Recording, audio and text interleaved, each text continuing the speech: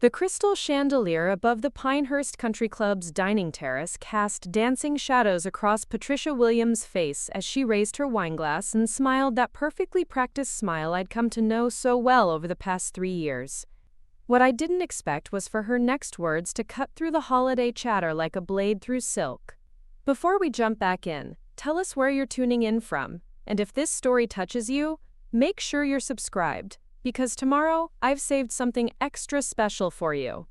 Emma, darling, she said, her voice carrying that particular tone wealthy women use when they're about to destroy you, while maintaining plausible deniability. I was just telling the Henderson family how refreshing it is that Ryan found someone so grounded. Someone who appreciates the finer things in life that she never had growing up. The table went quiet. Not the comfortable quiet of a family enjoying dinner, but the electric silence that happens when everyone knows something cruel is about to unfold. Ryan's sister Stephanie paused with her fork halfway to her mouth, her eyes lighting up with the anticipation of watching someone else's humiliation. Richard Williams cleared his throat and suddenly found his salmon fascinating, the way men do when their wives are about to draw blood. "Mother," Ryan said quietly, but Patricia was just getting started. "I mean, it's obvious why she was attracted to our family," Patricia continued, taking a delicate sip of her Bordeaux. "The country club membership, the social connections, the lifestyle. Who wouldn't want to climb out of their little townhouse and into something more substantial? My name is Emma Rodriguez, and until 3 seconds ago, I thought I'd successfully navigated another Williams family dinner without incident. I should have known better. Patricia Williams had been circling me like a predator for 3 years, ever since Ryan brought me home and announced we were engaged. She'd been polite enough during the courtship phase, the kind of polite that wealthy mothers-in-law perfect when they're hoping their sons will come to their senses and find someone more suitable. But politeness has an expiration date, and apparently mine had just expired. "Patricia," I said, setting down my wine glass with the same careful precision I'd learned from watching her over countless family dinners. "I'm not sure I understand what you mean." Oh, but I understood perfectly. I understood that she'd been building to this moment for months, maybe years.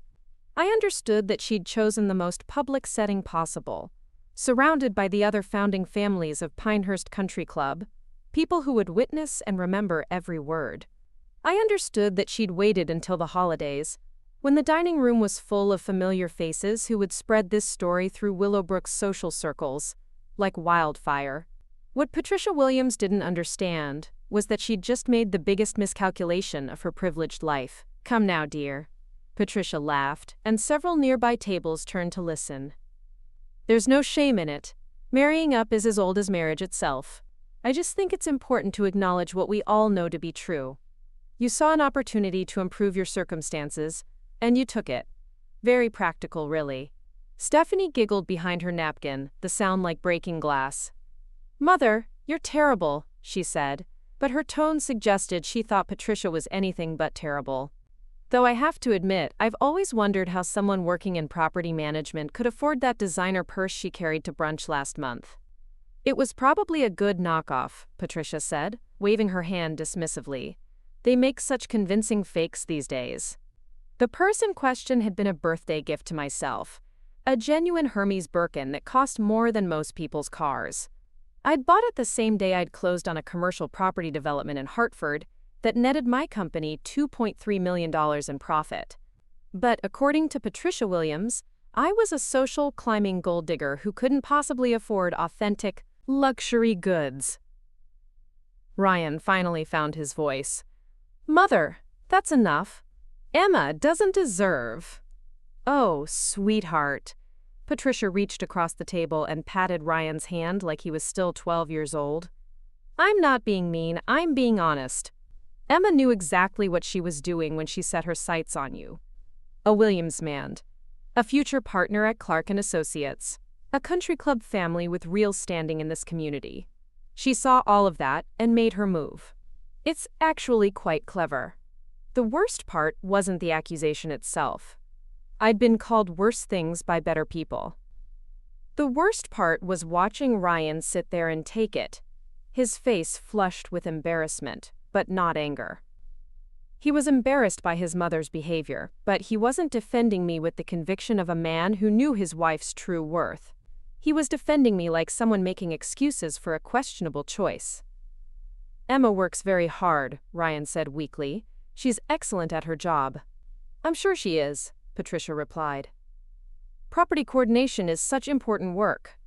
Making sure the right people get the right apartments. Handling all those tedious details so the real property owners don't have to be bothered. Very valuable support staff." Support staff. She'd just reduced my entire professional existence to support staff. Richard Williams finally looked up from his salmon. "Pat, maybe we should..." "Should what, Richard? Should pretend we don't all see exactly what happened here? Should pretend it's a coincidence that a girl from Emma's background just happened to fall in love with someone from ours?" Patricia's voice was getting louder, and I could see Amanda Foster, the events coordinator, hovering nearby with the particular expression staff get when wealthy people start making scenes. I'm not saying there's anything wrong with ambition. I admire it, actually. But let's call it what it is. That's when I realized something that should have been obvious months ago. Patricia Williams wasn't just cruel. She was insecure. All of this performance, all of this public humiliation, was coming from a woman who was terrified that her carefully constructed social hierarchy was under threat. She wasn't attacking me because she thought I was beneath her family. She was attacking me because some part of her suspected I might not be. "You know what, Patricia," I said, standing up from the table with the kind of grace that comes from years of practice in rooms, much more intimidating than this one. "You're absolutely right about one thing. I am excellent at my job." The table went silent again, but this time the energy was different. This time, they were waiting to see what I would do next. "In fact," I continued, reaching into my purse and pulling out my phone, "I'm so excellent at my job that I think it's time I made a work call. Right now." Ryan looked confused. "Emma, what are you?" "David?" I said into the phone, loud enough for the entire table to hear. "It's Emma Rodriguez. Yes, I know it's Sunday evening, but I have a small situation that needs your immediate attention." The phone call was theater, of course. David Martinez had been expecting this call for weeks. As the general manager of Willowbrook Springs Golf Course, he knew that Patricia Williams and her family played 18 holes there every Sunday afternoon, had been members for over a decade, and considered themselves practically founding members, despite the fact that the course had been operating for 37 years. What they didn't know was that I'd owned Willowbrook Springs for the past 2 years. "Yes, I need you to pull the membership files for the Williams family," I said, making sure my voice carried across the dining room. "Patricia, Richard, Ryan, and Stephanie Williams. I need to review their account status immediately." Patricia's face had gone from smug satisfaction to confused concern. "Emma, what are you doing?" "I'm working," I said simply. "You know that property coordination work you find so adorable. David, can you confirm the current membership fees for the Williams family, and when was their last payment?"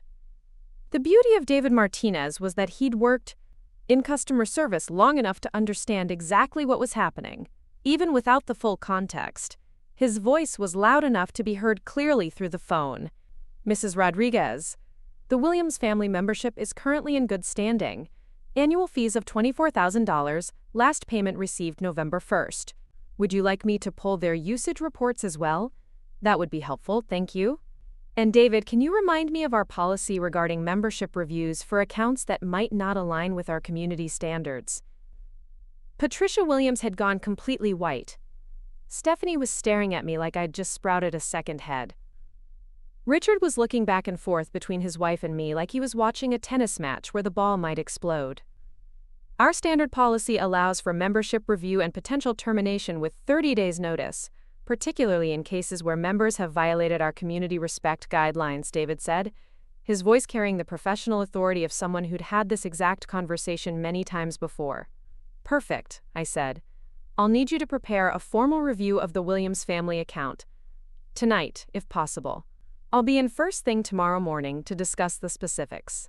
I ended the call and slipped my phone back into my purse, then smiled at Patricia Williams with the exact same expression she'd been wearing when she called me a social climber 5 minutes earlier. "Property coordination," I said sweetly. Such important work, making sure the right people get access to the right facilities. Don't you think so, Patricia? The silence that followed was the kind that makes restaurant staff nervous. Amanda Foster was definitely hovering now, probably trying to figure out if she needed to call security or just pretend she hadn't witnessed whatever was happening at table 12. I don't understand, Patricia said, but her voice had lost all of its earlier confidence. What does this have to do with... With what, exactly? With your golf game? With your Sunday afternoon routine? With your standing at the club where you've been a member for over a decade? I sat back down, crossed my legs, and took a sip of wine. I imagine it has quite a lot to do with all of those things, actually. Ryan was staring at me like he'd never seen me before. Emma, I don't understand what just happened. What just happened, I said, is that your mother called me a gold-digging social climber in front of half of Willowbrook's social elite, and I decided to make a business call to address some concerns about member behavior at one of my properties. One of your properties? Stephanie's voice cracked on the last word. Willowbrook Springs Golf Course, I said matter-of-factly. You know that lovely course where you all play every Sunday afternoon? Where you had your engagement party, Stephanie. Where Richard celebrated his promotion to senior partner. Where Patricia hosts her annual charity tournament every spring. The color was draining from Patricia's face like water from a broken dam. That's not possible. Willowbrook Springs is owned by some corporation, RDG Holdings or something. Rodriguez Development Group, I corrected gently. My company. Well, technically my grandmother's company, which I inherited and have been expanding for the past 8 years. RDG Holdings is just one of our subsidiary LLCs. We find it's easier to manage multiple properties under different corporate structures for tax purposes. Richard Williams looked like he was having trouble breathing. You own Willowbrook Springs. Among other things, yes, the golf course, the clubhouse, the restaurant, the pro shop, all of it. I also own the office complex, where Clark & Associates rents their space, the shopping center where Patricia gets her hair done, and the parking garage downtown where Stephanie works.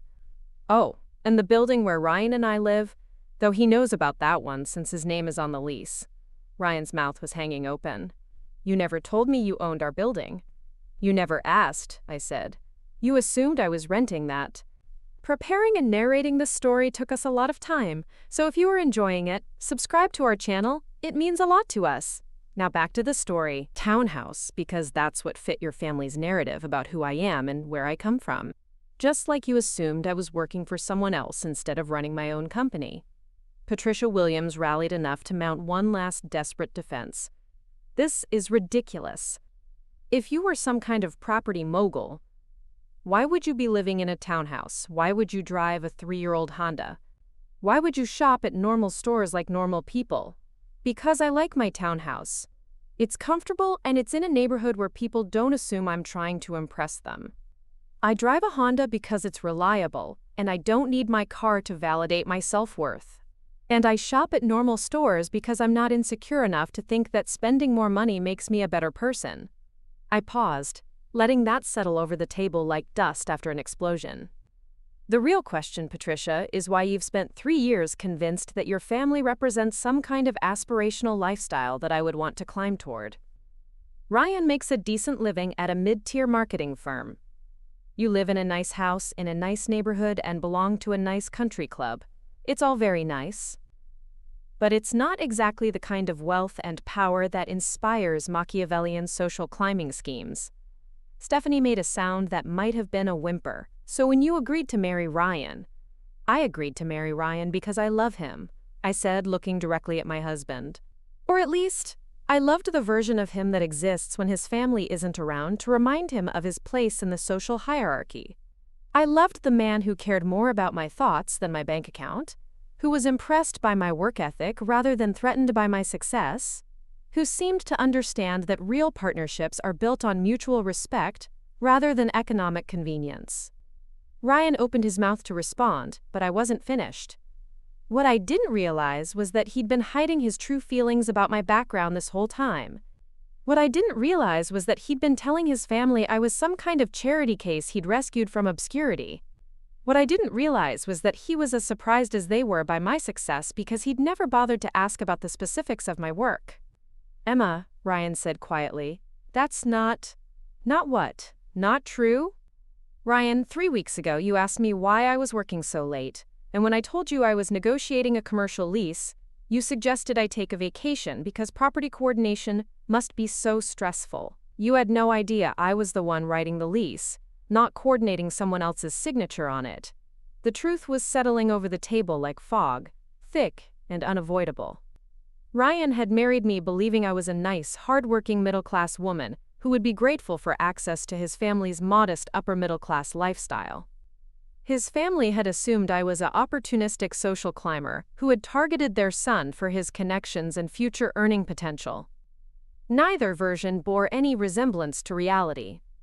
"I think," I said, standing up again and collecting my purse, "that this has been very educational for everyone involved.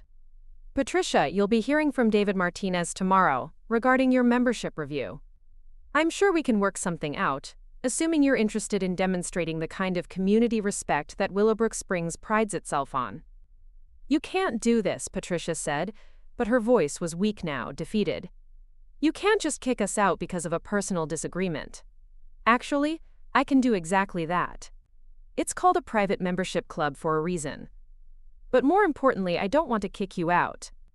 I want you to understand that respect is a two-way street, and that making assumptions about people based on incomplete information is generally a poor strategy." I turned to Ryan, who was still staring at me like I was a stranger. "We should probably talk when you get home.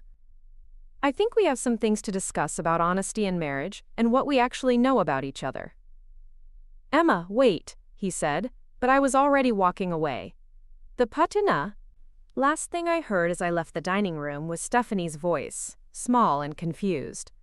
"Does this mean she's richer than we are?" The answer, of course, was yes. Substantially yes, but more importantly, I was realizing that I'd spent 3 years pretending to be someone I wasn't, in order to make a family comfortable, who had never bothered to find out who I actually was. As I handed my valet ticket to the parking attendant, I thought about my grandmother, who had built Rodriguez Development Group from nothing, and taught me that real power comes from knowing when to reveal it. She would have laughed at tonight's dinner, would have appreciated the poetic justice of Patricia Williams inadvertently attacking someone who could destroy her social standing with a single phone call.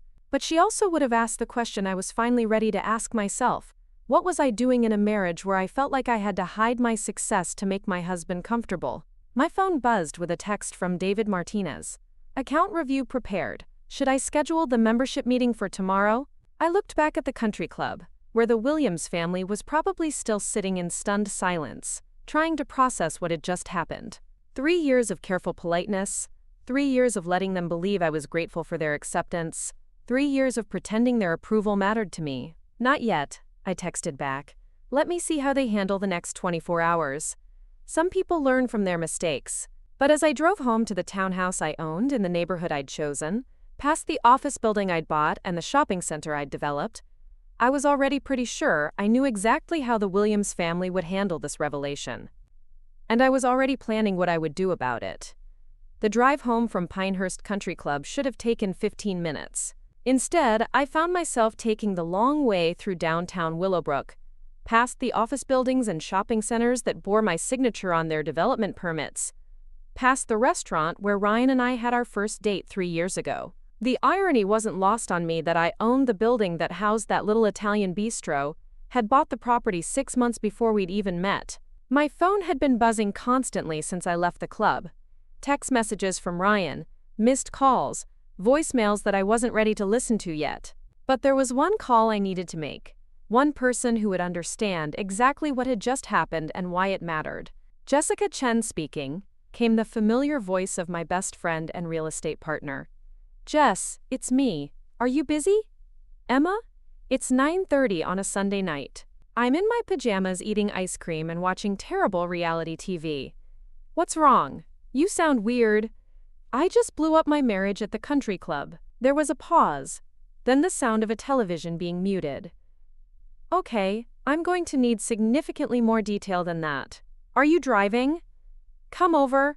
I'll make coffee." 20 minutes later, I was sitting in Jessica's kitchen, watching her pace back and forth across the hardwood floors I'd helped her choose when she bought this house 2 years ago. She'd listened to the entire story without interruption, occasionally stopping to refill my coffee cup or make small sounds of disbelief. "So let me get this straight," she said finally, leaning against the granite counter. "Ryan's mother basically called you a gold digger in front of half the town, and your response was to reveal that you own the golf course where they're members? Among other things, yes. Emma Rodriguez, you magnificent, terrifying woman." Jessica shook her head, but she was smiling. "I've been waiting 3 years for you to stop hiding your success from that family. Do you have any idea how many times I've wanted to tell Patricia Williams exactly who she was dealing with? You've met Patricia? Twice, both times at charity events where she treated me like hired help because I'm Asian, and she assumed I was the caterer. Both times you made excuses for her behavior and asked me to let it go." Winced. "I thought I was keeping the peace. You were enabling their prejudice. There's a difference." Jessica sat down across from me, her expression serious now. "Emma, what you did tonight was long overdue. But I have to ask what I always ask when you're dealing with entitled rich people who've underestimated you." "What's that? How deep do you want to dig?" I stared at her over my coffee cup. Jessica Chen had been my closest friend since business school, my partner in dozens of real estate deals, and the one person who truly understood the scope of what I'd built over the past 8 years. She also had a talent for investigative research that bordered on supernatural. "What do you mean?" Do you want to know why Ryan's family is so invested in maintaining their social status? Do you want to know why country club memberships and business connections matter so much to them? Do you want to know what they're really afraid of losing? I thought about Ryan's face at dinner, the way he'd looked embarrassed but not surprised by his mother's behavior. I thought about Patricia's desperation, the way she'd attacked me like someone fighting for her life rather than just expressing snobbery. "Yes," I said quietly. "I want to know everything." Jessica smiled, and it wasn't entirely pleasant. "Good. Because I've been curious about the Williams family finances for a while now. Some things haven't been adding up." "Like what?" "Like how Richard Williams maintains a senior partner lifestyle on what Clark & Associates actually pays their senior partners. Like how they afford the country club membership, the vacation house in the Hamptons, Stephanie's wedding at the Ritz-Carlton, and Ryan's MBA student loans all on the same income stream." I frowned. "Maybe they have family money? Maybe. Or maybe they have family debt." Jessica pulled out her laptop and opened it on the kitchen table. "Give me 2 hours and your permission to do what I do best." "Which is?" "Follow the money trail. Every business registration, every property transfer, every loan application, every public record that tells the story of how people really live versus how they want people to think they live." 2 hours later, Jessica had assembled a financial portrait of the Williams family that was far more complex than I'd expected. She'd spread documents across her dining room table like a detective working a case, connecting dots with the methodical precision that made her one of the most successful commercial real estate agents in Connecticut. "Okay," she said, pulling up a chair next to her laptop. "Here's what I found. Richard Williams is indeed a senior partner at Clark & Associates, and his salary is exactly what you'd expect for a firm of that size. About $250,000 a year, which is comfortable but not country club comfortable. So where does the extra money come from? That's where it gets interesting. 3 years ago, right around the time you and Ryan got engaged, Richard took out a significant line of credit against the family home. $500,000 secured by the property value." I felt a chill run down my spine. For what? The loan documents cite business expansion and investment opportunities, but here's the thing about Richard Williams' business expansion. Clark & Associates hasn't expanded. They haven't opened new offices, hired significant new staff, or launched any major initiatives that would require that kind of capital investment. Jessica clicked through several screens of financial documents, highlighting relevant sections as she spoke. What they have done is maintain their lifestyle, the country club membership fees, the Hampton house rental, Stephanie's wedding, the lease on Patricia's Mercedes, Ryan's MBA loan payments that mysteriously stopped coming out of his personal account 18 months ago. He's been subsidizing everyone else's expenses. Not just subsidizing, supporting entirely. Stephanie and her husband Brad live in a condo that's technically owned by a trust fund that doesn't exist. The Hampton House rental is paid through a shell company that traces back to Richard's business credit line. Even Ryan's student loans were transferred to a private lending arrangement that, surprise, surprise, originates from the same line of credit. I stared at the documents spread across the table. So they're living on borrowed money. Worse than that. They're living on borrowed money while pretending to be living on inherited wealth. The whole family's lifestyle is a carefully constructed illusion, and it's all built on a foundation of debt secured by Richard's house.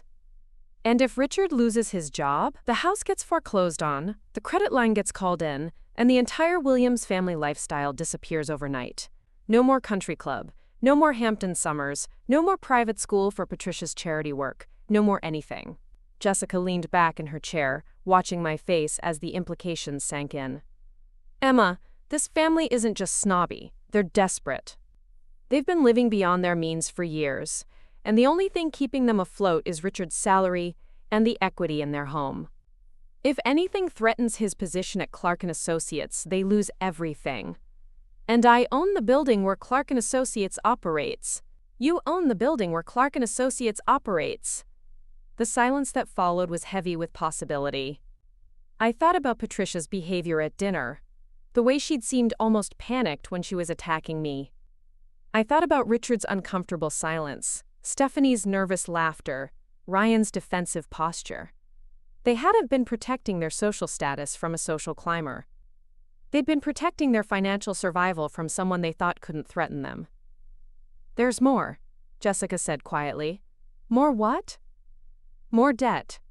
More connections. More reasons why your marriage to Ryan was probably never about love. At least not from his family's perspective. She pulled up another document, this one showing a series of business relationships and client connections. Clark & Associates' biggest clients are all members of Pinehurst Country Club, the law firm where Patricia volunteers, the investment group that manages Richard's retirement account, the private school where Stephanie worked before she got married, even the catering company they use for family events. Every significant business relationship the Williams family has is connected to their country club network. And if they lose their membership, they lose their client base. Richard's value to Clark & Associates isn't just his marketing expertise. It's his ability to bring in high-value clients from his social connections.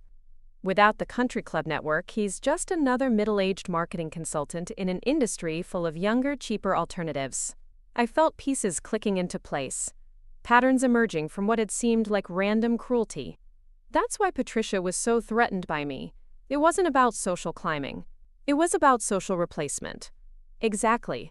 Think about it from her perspective. Her son marries someone she thinks is a nice, middle-class girl, who will be grateful for access to their lifestyle. Someone who will appreciate what they've built and help maintain it. Someone who won't ask too many questions about how they afford their lifestyle or where the money really comes from. Instead, Ryan married someone who doesn't need their social connections. Ryan married someone who owns their social connections. Emma, you don't just own the golf course where they play. You own half the commercial real estate in this town. You have business relationships with their clients' clients. You have the kind of wealth and influence that could either support their lifestyle or destroy it, depending on how you choose to use it. I thought about Ryan, about the way he'd introduced me to his family, the way he'd described my work, the way he'd seemed genuinely surprised by my success tonight. Had he really not known, or had he chosen not to know? Jess, I need to ask you something, and I need you to be completely honest with me. Always. Do you think Ryan knew about his family's financial situation when he proposed to me? Jessica was quiet for a long moment, her fingers drumming against the table as she considered the question. I think Ryan knew enough to know that marrying someone with money would solve a lot of problems for his family. I don't think he necessarily planned it as a calculated move, but I do think he was subconsciously attracted to the stability you represented, even though he didn't know the extent of my wealth. Especially because he didn't know the extent of your wealth. Emma, think about your relationship from his perspective. You're successful, financially stable, generous with money, and you never make him feel inadequate about his earnings. You pay for vacations without making it weird. You covered the down payment on your townhouse without asking him to contribute equally. You've never pressured him about money or lifestyle choices. I was trying to be supportive. You were being the perfect wife for someone whose family was drowning in debt. You removed all financial pressure from his life while asking for nothing in return except his love and respect. And his family's acceptance, which they were never going to give you, because accepting you would mean acknowledging that they needed you. Patricia Williams would rather attack you as a social climber than admit that her family's social status depends on your financial support. I felt something cold and sharp settle in my chest. How long do you think they've known about my company, my properties, my actual financial position? That's the million-dollar question, isn't it? Jessica closed her laptop and leaned forward. But here's what I can tell you. 3 months ago, Patricia Williams called my office asking about commercial real estate opportunities. She said she was looking for investment advice for a friend. You never told me that. Because you'd asked me not to discuss business with Ryan's family unless it was absolutely necessary. She specifically asked about Rodriguez Development Group, about our recent acquisitions, about whether we were looking for new investors. She was researching me. She was researching your company. And when I told her that RDG was privately held and not seeking outside investment, she asked if I knew the principals personally. I said I worked closely with the owner but couldn't discuss client relationships, so she knew I was connected to RDG but not that I owned it. I think she suspected you were more than just a property coordinator, but she didn't know how much more. Tonight's performance at the country club wasn't just random cruelty. It was a preemptive strike against someone she saw as a threat to her family's financial stability. I stood up and walked to Jessica's kitchen window, looking out at the lights of downtown Willowbrook. Somewhere out there, Ryan was probably still trying to process what had happened at dinner. Somewhere out there, Patricia Williams was probably having a panic attack about the golf course membership review I'd ordered. Jess, what would happen if Richard Williams lost his job at Clark & Associates? Based on what I've found, they'd have about 6 months before the creditors started calling. Maybe less, depending on how much they have in savings versus how much they owe on credit cards and personal loans.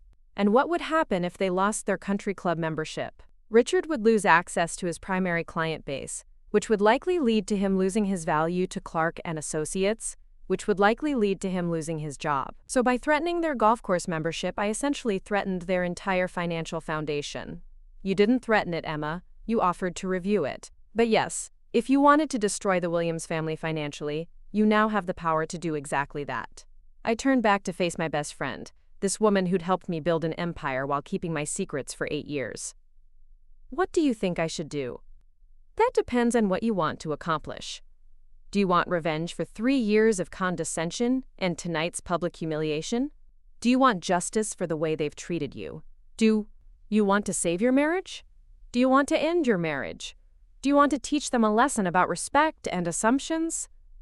I want the truth, I said finally. I want to know exactly how much Ryan knew about his family situation and exactly how much my money factored into his decision to marry me.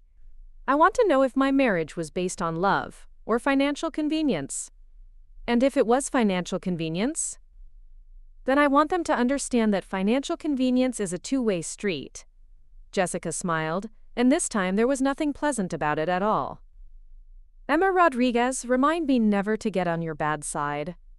You're on my good side. You've been helping me build something real while they've been building something fake. You've been honest with me while they've been lying to themselves and everyone else. So what's the plan? I thought about Patricia Williams' face when I'd made that phone call to David Martinez. I thought about the way the entire table had gone silent when I'd revealed my ownership of Willowbrook Springs. I thought about 3 years of hiding my success, 3 years of pretending to be grateful for their acceptance, 3 years of making myself smaller so they could feel bigger. The plan is to find out exactly what they're willing to do to maintain their lifestyle. The plan is to see how much honesty they can handle when their financial survival depends on it. And Ryan?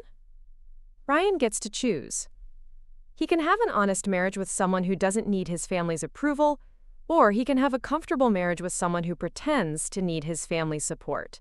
But he can't have both. My phone buzzed with another text message from Ryan.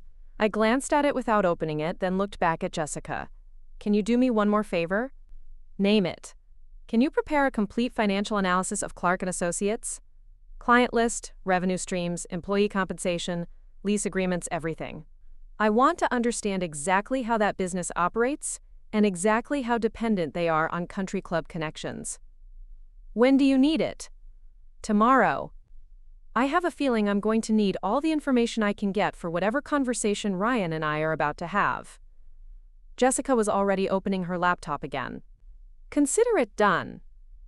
But Emma? Yeah? Whatever you decide to do with this information, make sure you're doing it for the right reasons. Revenge is satisfying, but justice is permanent. I nodded, gathering my purse and keys. I'm not interested in revenge, Jess. I'm interested in respect. And sometimes, unfortunately, respect has to be earned through fear. The drive home was quiet, my phone finally silent as I'd turned off notifications. But my mind was racing with possibilities, with questions, with the growing realization that my marriage had been built on a foundation I'd never bothered to examine. Ryan's car was in the driveway when I pulled up, which meant he'd left the country club shortly after I did. The lights were on in our living room, and I could see his silhouette through the window, pacing back and forth like a caged animal. It was time to find out exactly who I'd married and why he'd married me. And it was time to decide whether the man I'd fallen in love with was real, or just another carefully constructed illusion designed to secure my financial support. The truth, as my grandmother used to say, was rarely comfortable but always necessary. Tonight I was going to demand all of it, regardless of how uncomfortable it made everyone involved. Because if there was one thing I'd learned from building a multi-million-dollar business empire, it was that successful partnerships required honest communication about mutual expectations and mutual benefits. And if my marriage couldn't survive honest communication, then it wasn't worth saving. Ryan was waiting for me in the living room when I walked through the front door, still wearing his dinner jacket but with his tie loosened and his hair disheveled from running his hands through it. He looked up when he heard my keys hit the console table, his face a mixture of confusion, anger, and something that might have been fear. "Where have you been?" he asked, standing up from the couch. "I've been calling you for hours." "I went to see Jessica," I said, hanging my coat in the closet with deliberate calm. "We had some business to discuss." "Business? Emma, what the hell happened tonight? I don't understand any of this. You own Willowbrook Springs? You've been lying to me about your job, about your finances, about everything." I turned to face him, studying his expression carefully. This was the moment I'd been preparing for during the entire drive home. The conversation that would determine whether my marriage was worth saving or if I'd been living with a stranger for 3 years. "I haven't lied to you about anything, Ryan, but apparently you haven't been asking the right questions."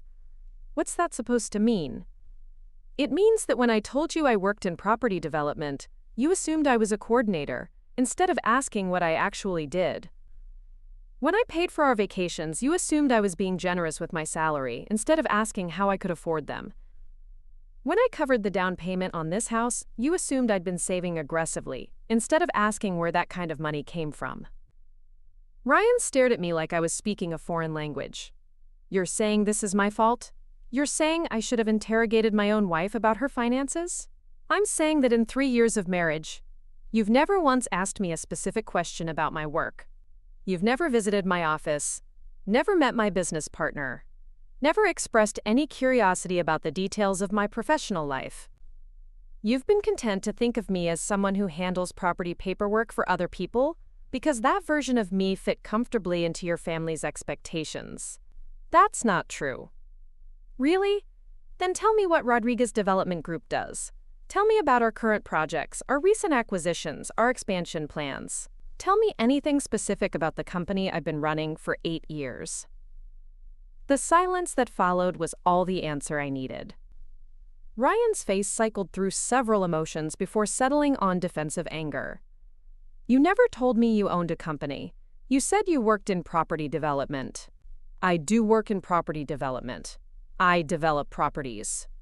I acquire land, design buildings, manage construction projects, negotiate leases, handle tenant relations, oversee maintenance and improvements. That's what property development means, Ryan. But you made it sound like you worked for someone else." No, you assumed I worked for someone else. Because that's what made sense to you. Just like your family assumed I was a social climber, because that's what made sense to them. Ryan ran his hands through his hair again, a nervous habit I'd noticed whenever he felt cornered in an argument. Emma, this is insane. We're married. Married couples don't keep secrets about owning golf courses and buildings and companies. Normal people don't hide that kind of wealth from their spouses. Normal people also don't serve divorce papers at anniversary parties, but your family seemed to think that was acceptable dinner conversation. Divorce papers? What are you talking about? I stared at him, feeling something cold settle in my stomach. Ryan, your mother spent 30 minutes tonight talking about how I was obviously a gold digger who married you for your money and social status. She said I was a social climber who was using you to improve my circumstances.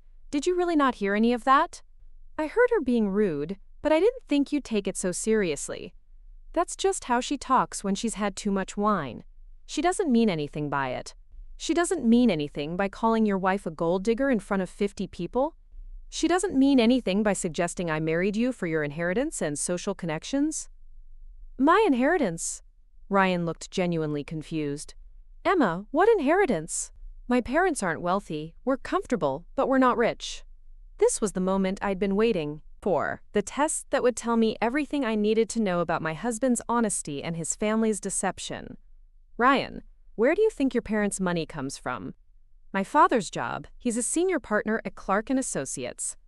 And how much do you think senior partners at mid-tier marketing firms make? I don't know. Enough to live comfortably. Enough to afford country club memberships, Hampton house rentals, luxury car leases, and your MBA loan payments? Ryan's expression shifted slightly, uncertainty creeping in around the edges. They've been saving for years. They're good with money. Ryan, your father took out a $500,000 line of credit against their house 3 years ago. Your family's entire lifestyle is financed through debt secured by their home equity. The country club membership, the vacation house, your sister's wedding, your student loans, all of it is being paid for with borrowed money. That's not possible. It's not just possible, it's documented in public records. Your family has been living beyond your father's means for years. And the only thing keeping them afloat is his ability to bring in high-value clients through his country club connections. Ryan sat down heavily on the couch, his face pale. How do you know all this? Because I own commercial real estate in this town, and I understand how business financing works. Because I know what things cost and I know what people earn. Because I've been watching your family spend money they don't have, while criticizing me for not being grateful enough for their generosity. You investigated my family? I asked my business partner to look into some inconsistencies I'd noticed. The same business partner who's been helping me build a multi-million-dollar company while you thought I was filing paperwork for other people's property deals. Ryan was quiet for a long moment, processing information that was clearly reshaping his understanding of everything he thought he knew about his family and his marriage. If what you're saying is true, he said finally, if my parents are really in debt, then why would my mother call you a gold digger? Why would she act like our family has something you'd want to climb toward? Because she's terrified that I'll figure out the truth and stop subsidizing your lifestyle. We don't live a subsidized lifestyle. Ryan, who paid for our honeymoon in Italy? You did, but you said you wanted to treat us. Who covered the security deposit and first month's rent when we moved into this townhouse? You did, but you said you had money saved from living with roommates. Who's been paying for the dinners out, the weekend trips, the gifts for your family, the gas and maintenance on both our cars? Ryan opened his mouth to answer, then closed it again, as the pattern became obvious. I've been financially supporting our marriage from day one, and your family has been encouraging that arrangement, while simultaneously criticizing me for supposedly trying to benefit from your financial status. It's a perfect con, really. They get the benefit of my money while maintaining their sense of superiority over my background. Emma, that's not... They wouldn't. My parents aren't con artists. No, they're just people who've been living a lie for so long that they've convinced themselves it's the truth. They've been pretending to have inherited wealth while secretly financing their lifestyle through debt, and they've been so successful at maintaining the illusion that even you believe it. Ryan stood up and started pacing again, his movements agitated and uncertain. Let's say you're right about all of this. Let's say my family has financial problems I didn't know about. That doesn't change the fact that you've been lying to me about your wealth. I haven't been lying, Ryan. I've been waiting. Waiting for what? Waiting to see if you loved me for who I am or for what you thought I could provide. Waiting to see if you were genuinely interested in building a partnership with me, or if you were looking for someone to solve your family's financial problems without understanding the scope of those problems. That's not fair. What's not fair is spending 3 years in a marriage where I felt like I had to hide my success to make my husband comfortable. What's not fair is discovering that my in-laws have been researching my business while publicly dismissing me as a social climber. What's not fair is realizing that my husband has never asked me a single specific question about the work I'm passionate about, because he was content to think of me as a supportive wife rather than an independent business owner. I walked to the kitchen and poured myself a glass of water, buying time to organize my thoughts. Ryan followed me, hovering in the doorway like he wasn't sure if he was welcome in his own kitchen. Emma, I love you. I married you because I love you. Not because of money or social status or anything like that. Do you love me, or do you love the version of me that doesn't threaten your family's narrative about their place in the world? What's that supposed to mean? It means that the woman you married tonight revealed herself to be wealthier, more successful, and more powerful than your entire family combined. The woman you married tonight proved that she's been supporting your lifestyle while your family criticized her for supposedly trying to benefit from yours. The woman you married tonight demonstrated that she has the ability to destroy your parents' social standing and your father's career with a single phone call. I set down my water glass and looked directly at him. So the question is whether you can love that woman, or if you only loved the version who pretended to be grateful for your family's approval. Ryan was quiet for a long time, staring at the floor while he processed what I'd said.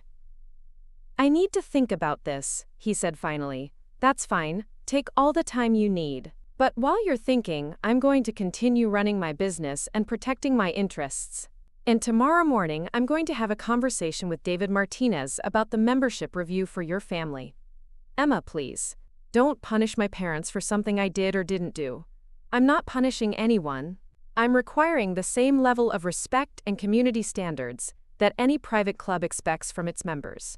If your mother wants to maintain her membership at Willowbrook Springs, she needs to demonstrate that she understands those standards. And if she doesn't, then she'll need to find somewhere else to play golf. The next morning, I drove to Willowbrook Springs early, arriving at David Martinez's office before most of the staff had started their day. David was waiting for me with coffee and a file folder that contained everything I'd requested the night before. Mrs. Rodriguez, he said, standing up when I entered his office. I have to admit, yesterday's phone call was the most interesting membership review request I've received in 15 years of managing this facility. I imagine so. What did you find? The Williams family has been members for 12 years, and their account is technically in good standing. But there have been several incidents over the years that probably should have resulted in formal warnings. David opened the file and pulled out a series of incident reports, handwritten notes from staff members documenting problems with various Williams family members. Patricia Williams has been reported 6 times for making disparaging comments about other members' backgrounds, particularly members she perceives as having lower social status. Richard Williams was involved in a confrontation with one of our groundskeepers last summer over course conditions, during which he made several inappropriate remarks about the employee's immigration status. Stephanie Williams was asked to leave the clubhouse bar 2 years ago after making loud comments about another member's wife being a former stripper. And none of this resulted in disciplinary action? The Williams family has connections with several board members, and their complaints were generally handled through informal conversations rather than formal warnings. But we documented everything, per club policy. I reviewed the incident reports, noting patterns of behavior that suggested the Williams family viewed club membership as licensed to treat service staff and other members with disrespect. David, what would be required to initiate a formal membership review? A written complaint from another member, documentation of behavior that violates club standards, and approval from the membership committee. Since you're the property owner, your complaint would carry significant weight. And what would be the potential outcomes of such a review? Formal warning, temporary suspension, mandatory community service, or membership termination, depending on the severity and frequency of violations. I thought about Patricia Williams' performance the night before. The way she'd assumed she could humiliate me in public without consequences. Because she'd never faced consequences for similar behavior in the past. I'd like to file a formal complaint, I said. But first I want to understand something about the membership structure here. What specifically? How many of our current members are business clients of Clark & Associates? David pulled out another file, this one, containing membership records, cross-referenced with local business directories. About 30% of our membership uses Clark & Associates for marketing and consulting services. Richard Williams has been very successful at developing client relationships through his social connections here. And how many of those clients joined the club after Richard Williams became a member? Nearly all of them. Richard has essentially built his client base through country club networking. This was exactly what Jessica had predicted. Richard Williams' value to his firm wasn't just his marketing skills, it was his ability to generate business through social connections. Remove those connections, and his value to Clark & Associates would disappear almost immediately. David, I want you to schedule a membership review meeting for the Williams family. Full committee, formal process, documentation of all previous incidents. I want them to understand that club membership comes with responsibilities as well as privileges. When would you like to schedule this? This Friday. Give them enough time to prepare, but not enough time to assume this will go away quietly. And in the meantime? In the meantime, I want you to send Patricia Williams a letter, informing her that her behavior at Sunday dinner violated our community respect guidelines, and that a formal review has been requested. I want her to understand that this is a serious process with serious potential consequences. David nodded, making notes in the file. Anything else? Yes. I want you to prepare a presentation about our member expectations and community standards. Something that makes it very clear that disrespectful behavior toward other members, regardless of their background or perceived social status, is grounds for membership termination. I'll have everything ready by Friday. I stood up to leave, then paused at the door. David, one more thing. I want this review to be conducted fairly and professionally. I'm not interested in revenge or persecution. I'm interested in ensuring that all our members understand and respect the standards we expect. Understood, Mrs. Rodriguez. The drive to my office gave me time to think about the conversation I'd had with Ryan the night before, about the questions he'd asked and the questions he hadn't asked.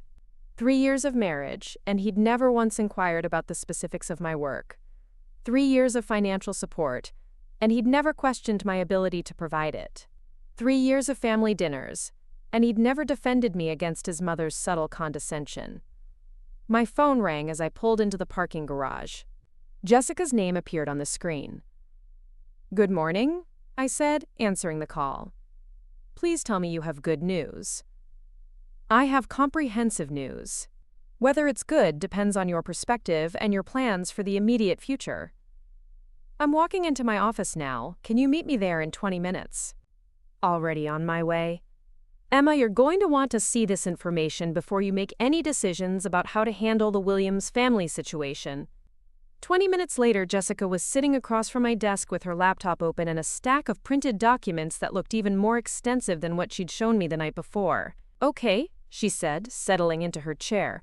I spent most of the night digging deeper into the Williams family finances, and what I found is significantly more complicated than we discussed yesterday. Complicated how? Complicated as in the $500,000 line of credit Richard Williams took out 3 years ago? That's not the only debt instrument keeping their lifestyle afloat. Jessica pulled up a series of financial documents on her laptop screen, then handed me printed copies so I could follow along. Richard Williams has 3 separate lines of credit totaling nearly $800,000. He has personal loans from 2 different banks, credit card debt across 7 different accounts, and a private lending arrangement that I'm still trying to trace the origins of. Jesus! How is he servicing that much debt on his salary? That's where it gets interesting. He's not servicing the debt in any traditional sense. He's been making minimum payments and periodically taking out new loans to pay off older ones. It's a classic debt spiral, and it's accelerating. I studied the documents Jessica had prepared, trying to understand the scope of Richard Williams' financial desperation. How long can he keep this up? Based on his current income and debt service requirements. maybe 6 months before creditors start demanding full payment or foreclosure proceedings begin.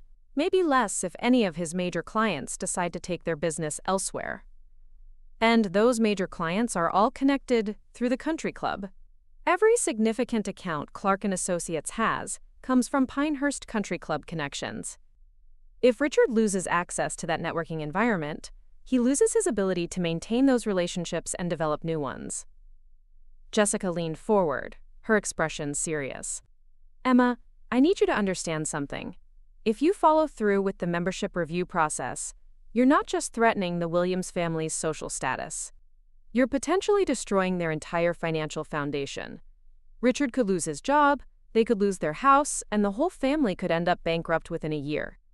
I thought about Patricia Williams' face the night before, the way she'd attacked me so viciously in such a public setting.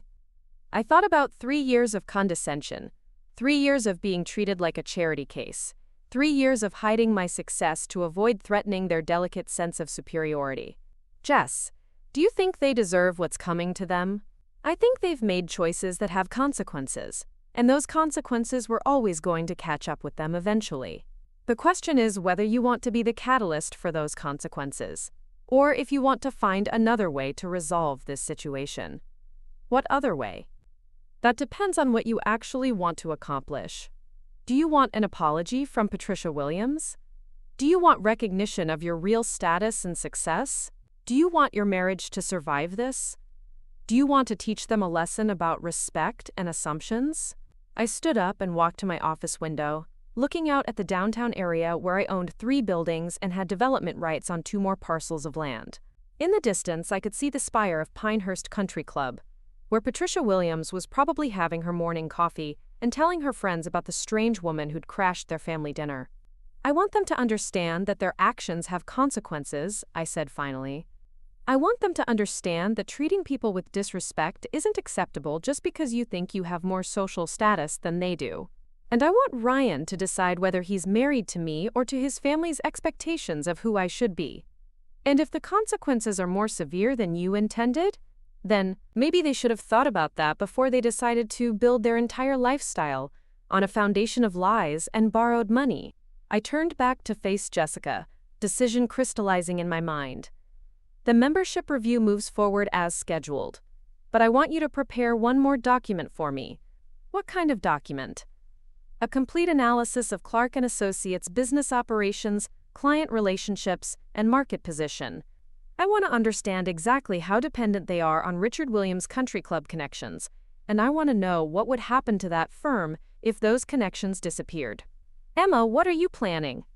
I'm planning to give the Williams family a choice. They can apologize publicly for their behavior, acknowledge their mistakes, and commit to treating people with respect, regardless of their perceived social status. Or they can face the natural consequences of building their entire life on debt and social connections they don't actually control. And if they choose poorly, then they'll learn that some people's kindness is a choice, not a weakness. And they'll learn that assuming someone is beneath you is a very dangerous mistake when you don't actually know who you're dealing with. Jessica smiled, but there was something almost sad in her expression. Emma, just promise me you'll remember who you are through all of this. You're not cruel, and you're not vindictive. You're someone who believes in fairness and justice. Don't let their behavior turn you into someone you don't recognize. I won't, I said, but I'm also not going to let their behavior go unaddressed. Some lessons can only be learned through experience, and the Williams family is about to get a very thorough education in the consequences of underestimating people. The membership review was scheduled for Friday afternoon. That gave me 4 days to decide exactly how much mercy I was willing to show to people who had shown me none. Friday afternoon arrived with the kind of crisp October weather that made Willowbrook Springs Golf Course look like a postcard. I stood in David Martinez's office, watching through the window as Patricia Williams emerged from her Mercedes in the parking lot, her movements sharp and agitated. She was 20 minutes early for the membership review meeting, which told me everything I needed to know about her state of mind. She's been calling the office every day this week, David said, following my gaze. Yesterday she offered to make a substantial donation to our youth golf program if we could resolve this matter quietly. How substantial? $25,000. I almost smiled. $25,000 was exactly the kind of gesture someone would make if they had significant disposable income. It was also exactly the kind of gesture someone would make if they were desperate enough to liquidate investments or take on additional debt to solve an immediate problem. What did you tell her? That the review process doesn't work that way. That community standards apply to all members regardless of their financial contributions.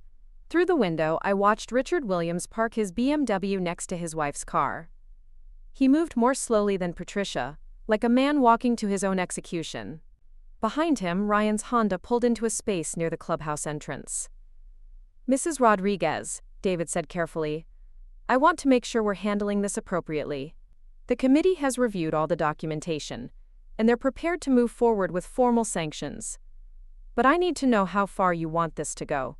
I turned away from the window to face him. David Martinez had been managing golf course operations for 15 years, and he understood both the business implications and the personal dynamics of what was about to happen.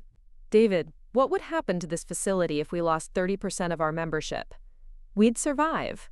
We might need to adjust our operating budget and find new members to replace the lost revenue, but the facility would remain viable."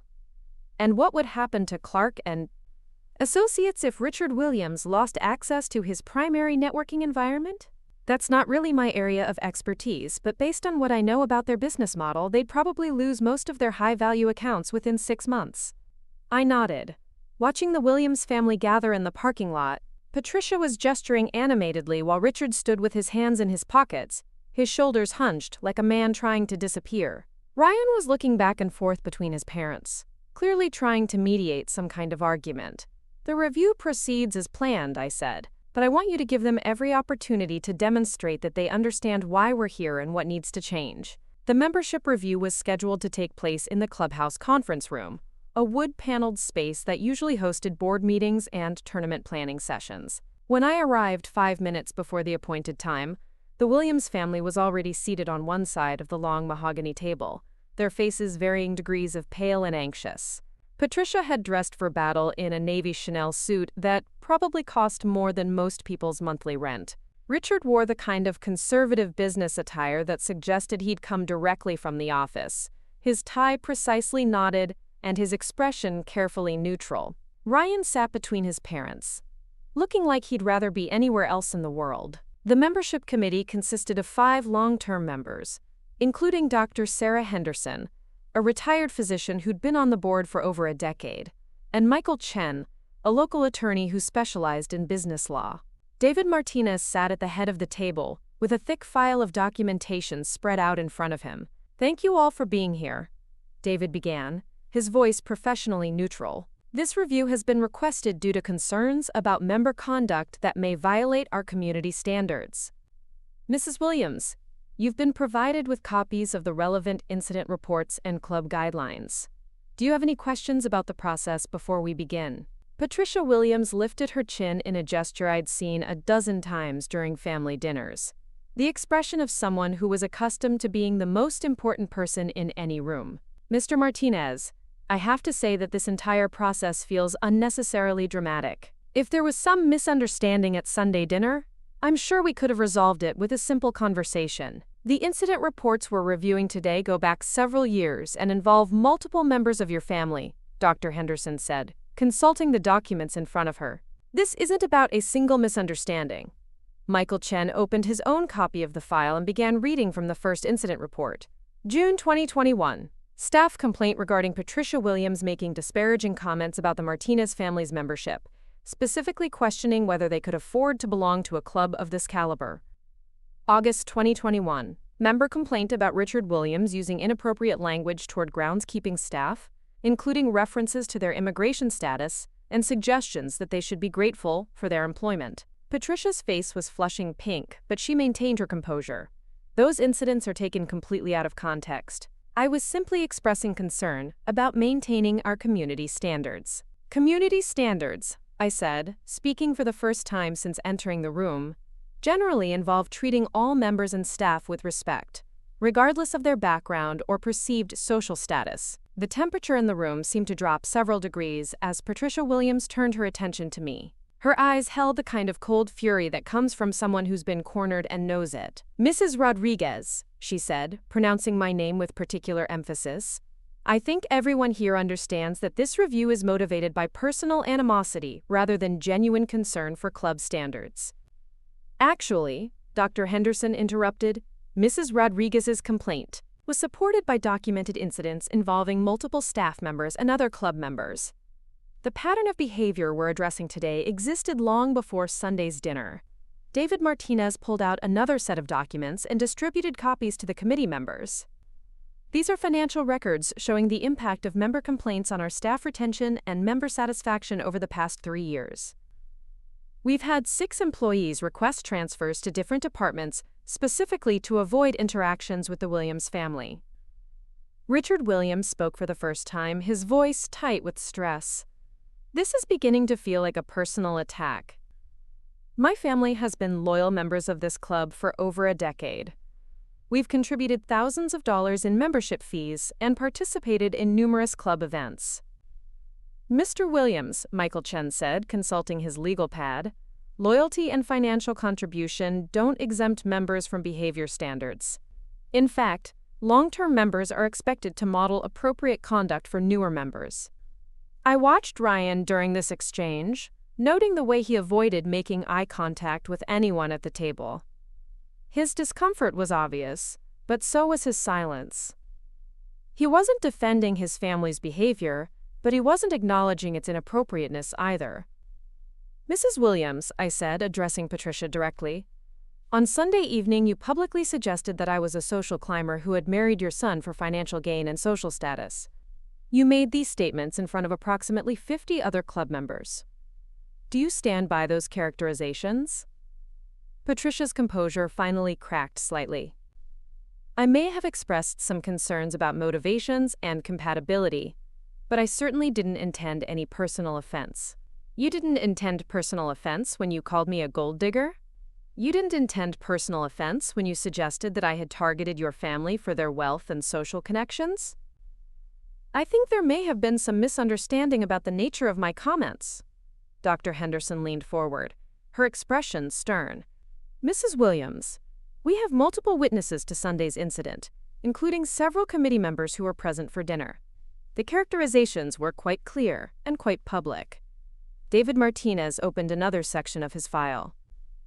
"Mrs. Rodriguez, would you like to respond to the specific allegations made about your motivations for marrying Mr. Williams?" This was the moment I'd been preparing for all week. The opportunity to address not just Patricia's behavior, but the assumptions that had motivated it. "I'd be happy to address those allegations," I said, pulling out a folder of my own. "Mrs. Williams suggested that I married Ryan for his family's money and social status. She implied that I was using marriage to climb socially and financially from my supposedly inferior background." I distributed copies of the documents Jessica had prepared, watching the committee members' faces as they reviewed the financial information. These are publicly available records showing the corporate structure and recent acquisitions of Rodriguez Development Group, the company I founded and have been operating for 8 years. RDG currently owns 12 commercial properties in Connecticut, including the office building where Clark & Associates rents their space, this golf course and clubhouse, and approximately 40% of the downtown Willowbrook commercial district. The silence that followed was profound. Dr. Henderson was staring at the documents like they might disappear if she looked away. Michael Chen was flipping through pages of property records and financial statements. David Martinez was trying very hard not to smile. Patricia Williams had gone completely white. "Furthermore," I continued, "these records show that RDG's annual revenue exceeds $15 million, with net profits averaging $3.2 million annually over the past 5 years. The suggestion that I would marry anyone for their family's financial support is both factually incorrect and personally insulting." Richard Williams was reading over his wife's shoulder, his face growing paler with each page he reviewed. "Mrs. Rodriguez," Dr. Henderson said quietly, "you own this golf course." "I do. I acquired it 2 years ago when the previous ownership group decided to sell." It's been a profitable investment and an excellent addition to our commercial property portfolio. Michael Chen was still studying the financial documents. Mrs. Williams, you've accused another member of social climbing and gold digging when, according to these records, she has significantly more wealth and higher social standing than your own family. That's impossible, Patricia said, but her voice lacked conviction. If she had this kind of money, why would she live in a townhouse? Why would she drive a regular car? Why would she work instead of just living off her investments? Because unlike some people, I said gently, I don't need material possessions to validate my self-worth. I live in a townhouse because I like my neighborhood. I drive a reliable car because I don't need my vehicle to impress anyone. And I continue working because I enjoy building and creating things. Ryan finally spoke, his voice barely above a whisper. Emma, why didn't you tell me about any of this? I turned to face my husband, this man I'd loved for 3 years who had never asked the right questions to learn who I really was. Ryan, I told you I worked in property development. I told you I owned my own company. I told you I was successful. What I didn't do was force you to confront the implications of those statements, when you preferred to think of me as someone who would be grateful for your family's acceptance. Dr. Henderson cleared her throat, bringing the focus back to the matter at hand. Mrs. Williams, in light of this information, do you wish to revise your statements about Mrs. Rodriguez's motivations for marriage? Patricia Williams sat frozen, trapped between admitting she'd been wrong and maintaining the fiction that had supported her behavior for 3 years. I think, she said finally, there may have been some miscommunication about everyone's circumstances. Miscommunication, I repeated. Is that what you call publicly humiliating someone based on assumptions you made without bothering to verify the facts? Mrs. Rodriguez, Michael Chen interjected, what outcome are you seeking from this review process? I had been preparing for this question all week, weighing my desire for justice against my recognition that the Williams family was already in a precarious financial position. I want a public apology from Mrs. Williams, delivered in the same setting where she made her accusations. I want acknowledgement that her behavior violated club standards, and that such behavior will not be repeated. And I want assurance that all members of the Williams family understand that treating other people with disrespect based on perceived social or economic differences is unacceptable. Patricia Williams looked like she was about to be physically ill. A public apology?